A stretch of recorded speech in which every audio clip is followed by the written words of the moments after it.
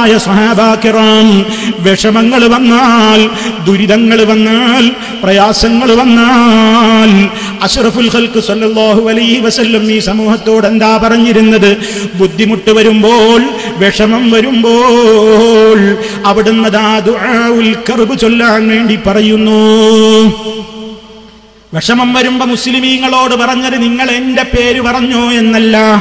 അഷ്റഫുൽ ഖൽഖ് സല്ലല്ലാഹു അലൈഹി വസല്ലമിനേക്കാൾ വലിയ ഒരു മഹാൻ ഈ ലോകത്ത് വന്നിട്ടുണ്ടോ?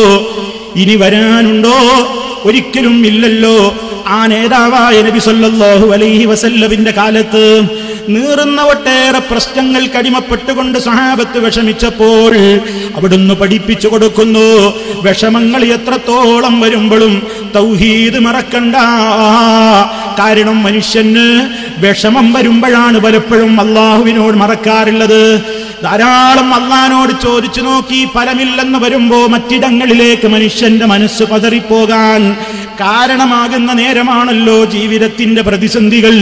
അത്തരം ഘട്ടങ്ങൾ വരുമ്പോൾ അഷ്റഫുൽ ഖൽഖ് സല്ലല്ലാഹു അലൈഹി വസല്ലം അതാ ചൊല്ലാൻ പറഞ്ഞില്ലേ, ലാ ഇലാഹ ഇല്ലല്ലാഹുൽ അളീമുൽ ഹലീം, ലാ ഇലാഹ ഇല്ലല്ലാഹു റബ്ബുൽ അർശിൽ അളീം, ലാ ഇലാഹ ഇല്ലല്ലാഹു റബ്ബുസ് സമാവാതി വറബ്ബുൽ അർളി വറബ്ബുൽ അർശിൽ കരീം.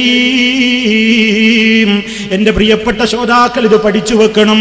അറിയാവുന്ന എത്രയോ ആളുകൾ ഉണ്ടാകും, അത് മറന്നുകൊണ്ടല്ല ഞാൻ സംസാരിക്കുന്നത്. അറിയാത്തവരുണ്ടെങ്കിൽ ഒന്ന് ഓർമ്മിക്കണേ, പഠിച്ചവരുണ്ടെങ്കിൽ ഒന്ന് ഓർമ്മ പുതുക്കാനും പറയുന്നു. വിഷമം വരുമ്പോൾ അതേ 3 തവണ ലാ ഇലാഹ ഇല്ലല്ലാഹ് നമ്മുടെ ആദർശത്തെ അരക്കിട്ടുറപ്പിക്കുന്ന ദിക്റാണ് അവിടുന്ന് പഠിപ്പിച്ചു തന്നത്.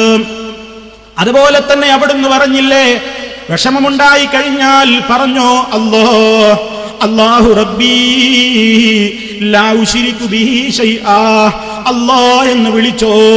എന്റെ റബ്ബ് അല്ലാഹയാണ്, ഞാൻ അവനിൽ യാതൊന്നിനെയും പങ്കു ചേർക്കുകയില്ല എന്ന് പറഞ്ഞു. അതുപോലെ തന്നെ അല്ലാഹുമ്മ ഇന്നി അബ്ദുക വബ്നു അബ്ദിക വബ്നു അമതിക നാസിയതി ബിയദിക മാദിൻ ഫീ ഹുക്മുക അദ്ലുൻ ഫീ ഖളാഉക അസ്അലുക ബികുല്ലി ഇസ്മിൻ ഹുവ ലക സമ്മൈത ബിഹി നഫ്സക വ അൻസൽതഹു ഫീ കിതാബിക ഔ അല്ലംതഹു അഹദൻ മിൻ ഖൽഖിക വസ്തഅസർത ബിഹി ഫീ ഇൽമിൽ ഗൈബി ഇൻദക അൻ തജഅലൽ ഖുർആന റബീഅ ഖൽബി വനൂറ صدري وجلاء حزني وذهاب همي. അഷ്റഫുൽ വറാ റസൂലുള്ളാഹി സ്വല്ലല്ലാഹു അലൈഹി വസല്ലം ലോകത്തോട് പറയുന്നു, മനുഷ്യ നിനക്ക് വിഷമം വന്നു കഴിഞ്ഞാൽ നീ അല്ലാഹനെ വിളിച്ചോ, റബ്ബിന്റെ ഗുണഗണങ്ങൾ നീ ധാരാളം പറഞ്ഞോ. എന്നിട്ട് നീ അങ്ങനത്തെ അല്ലാഹനോട് ചോദിക്കണം, അല്ലാഹുവേ ഈ ഖുർആനിന്റെ ഹൃദയത്തിന് കുളിര് പകരണം, ഈ ഖുർആനിന്റെ ഹൃദയത്തിലെ ദുഃഖത്തെ നീക്കിക്കളയണം, ഈ ഖുർആനിന്റെ ഹൃദയത്തിന് വെളിച്ചമാകണേ, എന്റെ ഹമ്മുകളും എന്റെ മനക്ലേശങ്ങളും നീക്കിത്തരേണമേ. അല്ലാഹുവിനോടുള്ള തേട്ടമല്ലേ അഷ്റഫുൽ ഖൽഖ് സല്ലല്ലാഹു അലൈഹി വസല്ലം പഠിപ്പിച്ചത്.